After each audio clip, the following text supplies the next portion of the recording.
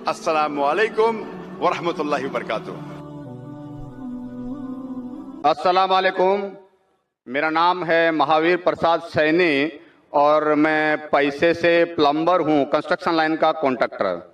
और मैं वैसे तो डॉक्टर साहब का बहुत बड़ा फैन हूँ और वैसे मैं सभी धर्म सभाओं में जाता हूँ, देखता हूँ और खास करके इस्लाम की जो धर्म सभा का जो आज मैं ये जो जन सैलाब देख रहा हूँ, इसको देख के तो मुझे विश्वास भी नहीं हो रहा है कि इतना बड़ा जन सैलाब एकता के साथ शांति से जो बैठा है।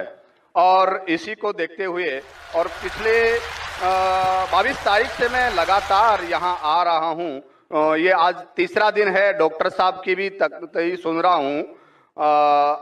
इसके आगे जो इस्लाम मजहब है उसके प्रति मेरी जो पहले जो इज्जत थी, पसंदगी थी, वो कितनी गुना बढ़ गई है तो मैं अल्फाज नहीं कर सकता, लेकिन कुछ भ्रांतियां, कुछ कंफ्यूजिंग है जिसका मैं खुलासा चाहता हूं। इसके लिए खुलासा चाहता हूं कि इन फ्यूचर हो सकता है, मेरी भी एक दिली तमन्ना है कि मैं भी इस्लाम कबूल कर लूं कुछ पारिवारिक जिम्मेदारियों को पूरा करने के बाद। तो ये मेरी जो कंफ्यूजिंग है इसके बारे में जरा डॉक्टर साहब से मेरी विनती है कि कुछ खुलासा करें।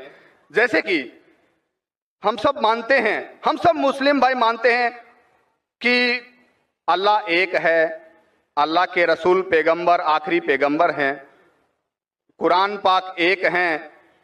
तो फिर इसके मानने वालों में इतनी विरोधाभास, इतनी भ्रांतियां क्यों है?